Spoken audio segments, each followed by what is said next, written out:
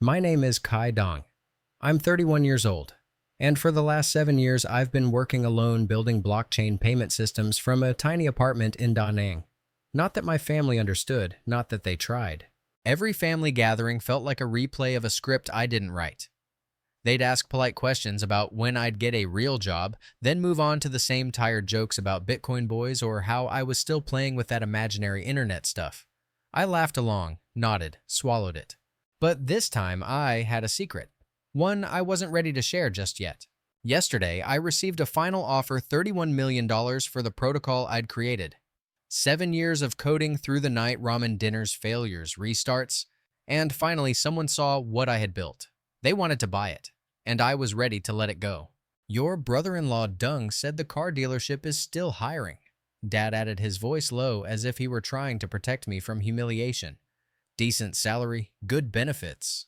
I looked across the yard.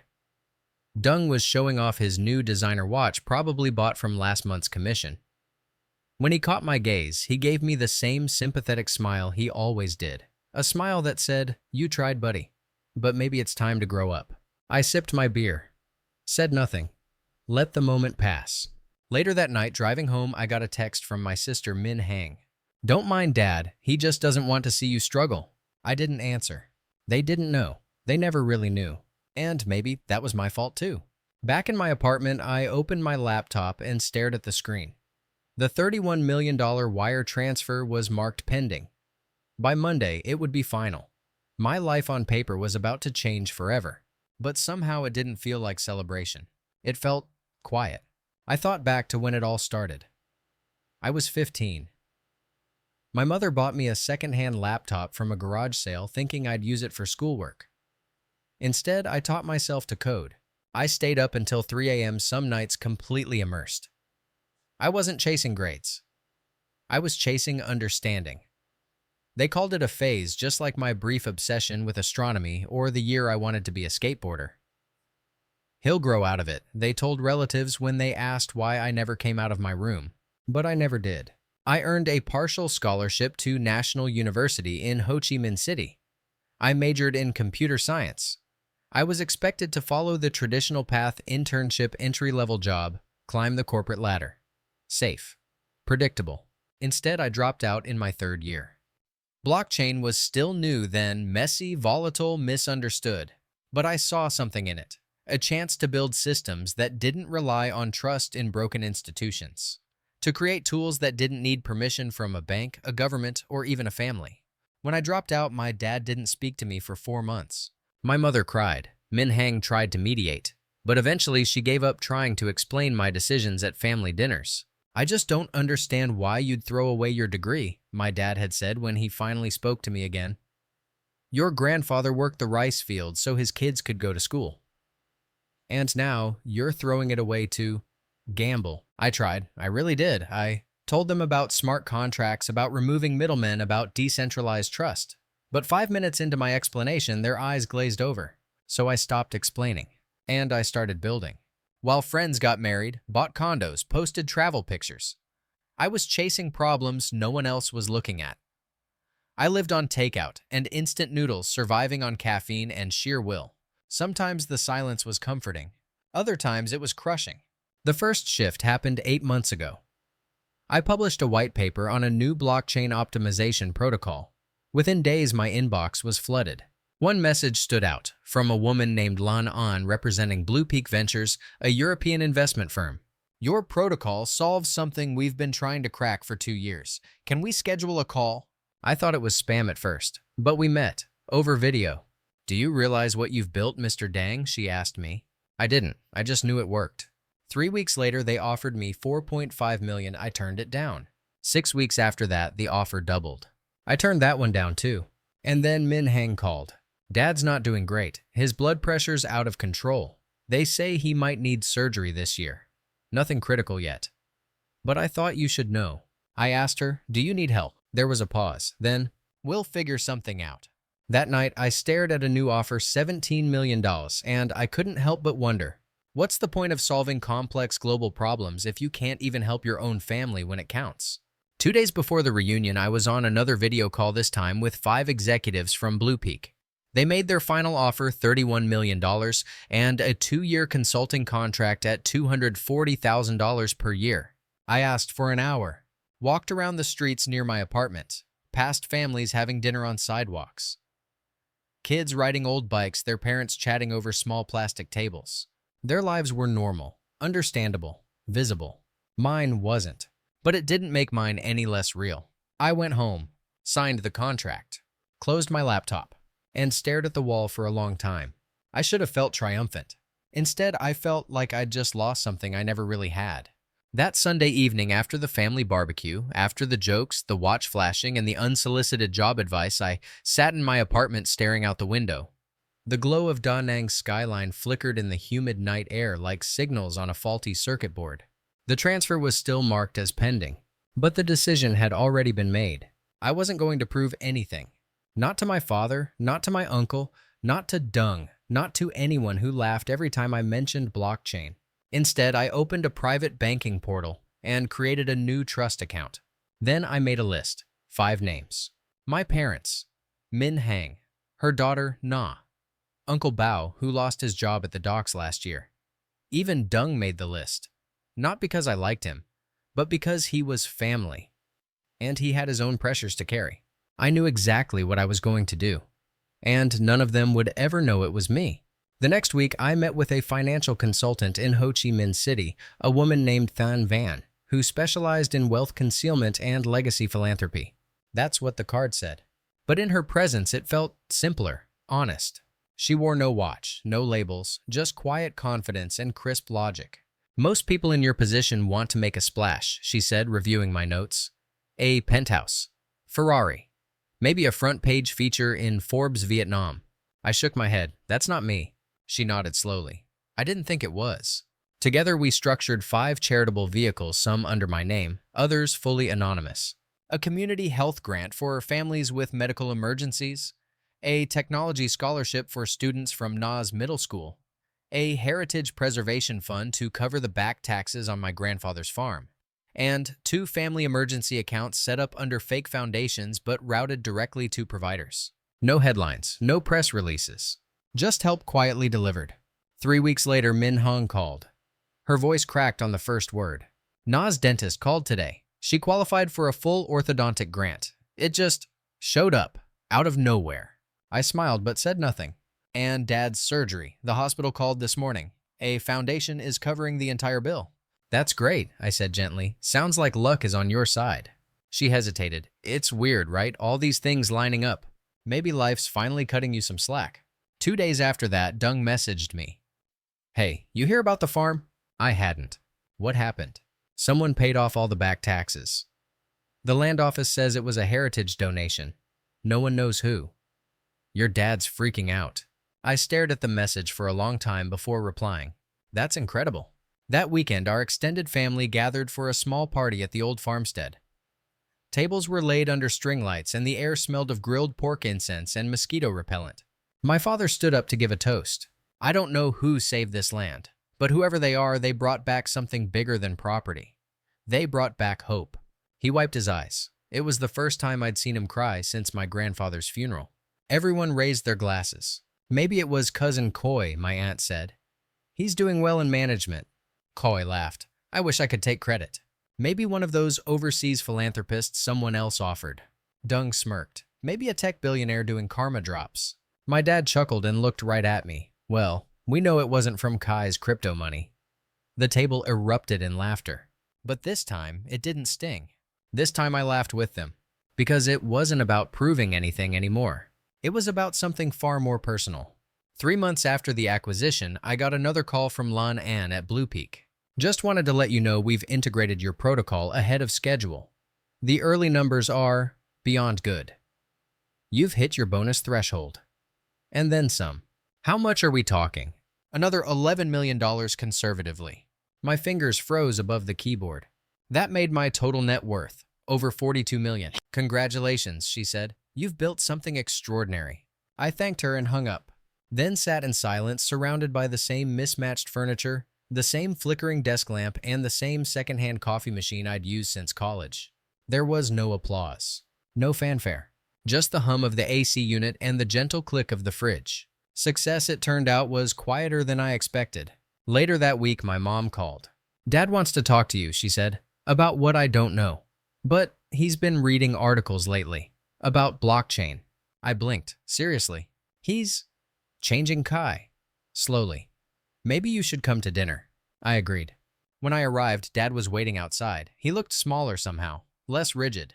Dinner was quiet, simple dishes, familiar smells, comforting in their own way. After the meal, he cleared his throat. "I've been thinking," he said, "about what you've been working on all these years." I stayed quiet. Maybe there's more to it than I thought. I still don't get all of it, but I want to. I stared at him. "You want to understand blockchain?" He nodded awkwardly. "I figure I've dismissed it long enough. Maybe it's time I stopped pretending I knew better." My mom reached across the table and touched his arm. "We've both been unfair to you." I swallowed hard. "All right," I said. "Let's start with the basics." For the next hour, I walked them through decentralized ledgers, security layers, tokenization use cases. My dad listened. Really listened. And for the first time in years, I felt seen. As I got up to leave, Dad walked me to the gate. "Son, yeah, I've been hard on you. I worried you were wasting your life. But I think I understand now." I looked at him, waiting. "You stuck to what you believed in, even when no one else did. That takes guts." The words settled into my chest like an anchor finally dropping. "Thanks, Dad." He hesitated, then pulled me in for a brief rough hug. "Your grandfather would have been proud, not because you made money, because you never quit." I nodded, too choked up to speak. The next day, Min Hung called again. "Dung thinks someone's been helping our family from behind the scenes, and he thinks it might be you." I blinked. "What makes him think that?" "He says you're different lately. Calmer. More at peace. Like someone who's not worrying about bills anymore." Me, with what money I tried to joke. She didn't laugh. "Kai, he's not dumb." I paused. I'd underestimated Dung. He might sell cars for a living, but he paid attention. "So what are you going to do?" she asked. I didn't answer right away. But I knew the question was no longer if I should tell them. It was how. The weight of Dung's suspicion stayed with me for days. He wasn't confrontational, but he wasn't subtle either. His side glances during dinner, the half-jokes that felt a little too pointed, the way he started asking me things like, "So, you still working on that crypto stuff?" Min Hang was right. He had begun to see the pattern. Too many good things had happened too quickly. Dad's surgery. Na's braces. The farm. The sudden surge of blessings that none of us could explain. And maybe that was the problem. We'd all grown up believing life made you earn everything through blood, sweat, and sacrifice. But these gifts came without explanation, without pride, without credit. So they felt unnatural, suspicious even. I realized I was nearing a choice I couldn't postpone much longer. Either I'd keep hiding behind trust funds and anonymity until my entire family started resenting the mystery, or I'd step into the truth and risk changing the way they saw me forever. I met again with Than Van, my financial advisor, in a quiet cafe tucked behind a bookstore in District 1. "The anonymous approach is running its course," she said calmly, stirring her tea. "They're noticing the patterns." "I know. You have options," she continued. "Spread out the timing of the gifts. Shift beneficiaries. Or tell them. It's not that simple. It never is." I leaned back, watching people pass by outside. Motorbikes, couples on dates, a teenager delivering iced coffee in the rain. "What are you afraid of?" she asked gently. I looked at her. "That it'll become about the money. And if it does, then all of this, every sacrifice, every hour I spent alone building this thing gets reduced to a dollar amount. A number they think they understand." She nodded slowly. "Or maybe so. It becomes something more. A reason to finally see you." After careful thought, I chose a middle path. I wouldn't make a dramatic announcement. No grand reveal. No slideshow. No ego. I would begin with one person. The one who'd always tried to understand me even when she didn't. My sister. I invited Min Hang to a coffee shop near the river. She arrived wearing the same cardigan I remembered from college. Her eyes were tired. Her posture tense. "Okay, you're freaking me out," she said, half joking. "You never asked me to meet like this." I slid an envelope across the table. "What's this?" "Read it." She opened it. Her fingers paused at the sight of the header. Trust, agreement, education, endowment. Winthi na. What is this? Na's college fund. Fully covered. She stared at the numbers. Her hands trembled slightly. This is millions. Yes. Kai. She looked up, eyes scanning my face. What did you do? I hesitated. Then told her everything. The acquisition, the initial $31 million, the earn-out bonus, the anonymous funds, the farm, Dad's surgery, every detail. By the end of it, she sat in stunned silence. So all this time, you've been letting them laugh at you, while secretly fixing everything. I wasn't trying to prove anything anymore, I said. I just wanted to help, quietly. Her eyes welled up. But she didn't cry. She just reached over and held my hand. You're unbelievable, she whispered. Why tell me now? Because I need your help. Over the next few weeks, we worked together. She started planting seeds. Not lies, just awareness. She shared news stories with our parents about Vietnamese tech entrepreneurs making breakthroughs in fintech. She sent Dad a documentary on how blockchain was transforming healthcare records in Africa. She even had Dung explain crypto one night at dinner, setting me up to casually offer insights without seeming like I was lecturing. You know, Dung said one evening over fried fish and morning glory, this blockchain stuff isn't just about coins. Some guy built a protocol that helps banks settle transactions in seconds instead of days. I nodded. It's called Layer 2 optimization. Depends on how the side chains are built. My father looked at me, really looked, and asked, Is that what you were working on? Something like that. He didn't say anything for a moment. Then, a small word, but it carried a shift. Eventually, we arranged a family financial planning session under the pretense of discussing the future of the farm. We brought in an external advisor, not Than Van, but someone neutral. She explained how family trust worked, how wealth could be shared responsibly, and how education and healthcare could be covered without placing direct burdens on the next generation. Dad listened carefully, so did Mom. And when it was over, Min Hang asked them quietly, what if someone we knew had the means to do this? Dad leaned back, arms crossed. Then I'd say that person understands what it means to build legacy. The final piece came when Na's school announced a career day for parents and relatives. Min Hang called me. I signed you up, she said. Na wants you to speak. I laughed. Seriously. It's the perfect opportunity. No flash, no drama, just be honest. I agreed. And that's when everything truly changed. The event was held on a humid Wednesday morning. Small auditorium. Rows of students and parents. Folding chairs and weak air conditioning. I wore my usual collared shirt, sneakers, and jeans I'd owned for 5 years. When they introduced me as a software developer, a few kids perked up. Most just looked bored. I stepped to the mic. 7 years ago, I left university to work on something no one in my family understood. They thought I was wasting my time. I glanced at my parents sitting in the third row. They were listening. I missed weddings, reunions. I lived on instant noodles and missed rent payments. But I kept building. I told them about blockchain. Not the buzzwords, just the vision. Making things faster, safer, better. 6 months ago, I sold my company for $31 million. The room fell silent. Even the kids stopped fidgeting. But that's not the important part. The important part is this. Success doesn't always look the way you think it should. Sometimes it looks like the guy in the back of the class who never raised his hand, or the cousin who works from home and never talks much. Sometimes it looks like sacrifice, and silence, and ramen. I ended by announcing a technology grant for the school. Every student would now have access to laptop software and free coding courses. The auditorium erupted in applause.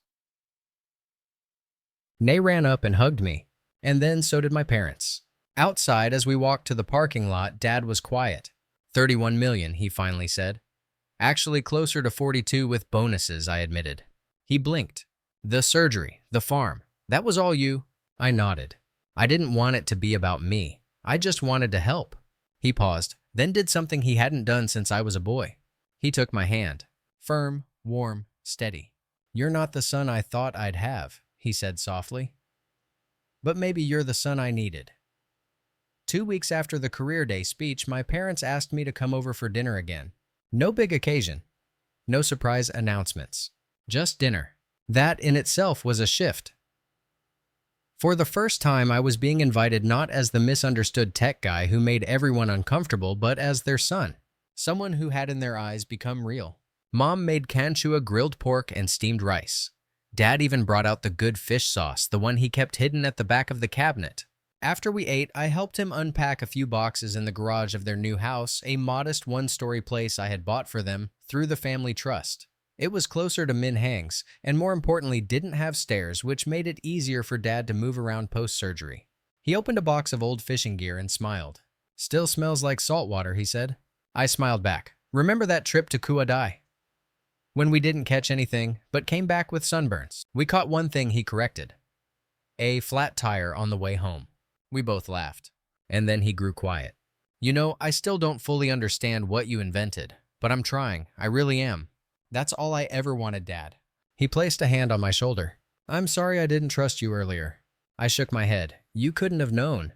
"No," he said, "but I could have believed in you anyway."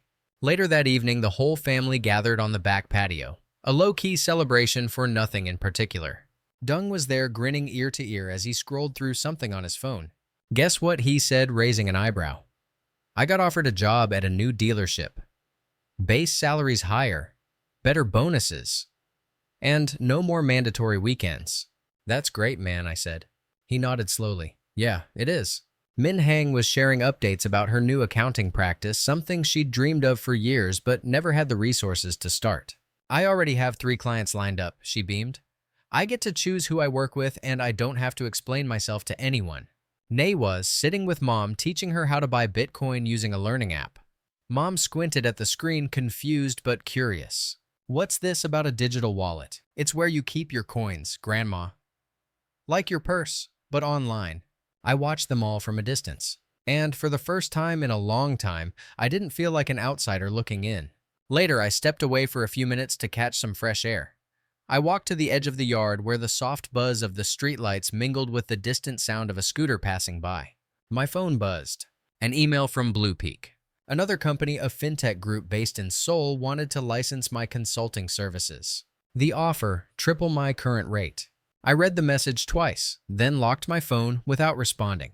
It could wait. Just for tonight, I wanted to be here. Present. Grounded. My father found me leaning against the gate. "You all right?" he asked. "Yeah, just taking it in." He nodded and stood beside me. "Your grandfather would have been proud," he said after a pause. "Not because you made money. Because you stayed the course. You didn't run." I turned to him. "I learned that from you." He nodded slowly, his eyes soft with something I hadn't seen in a long time.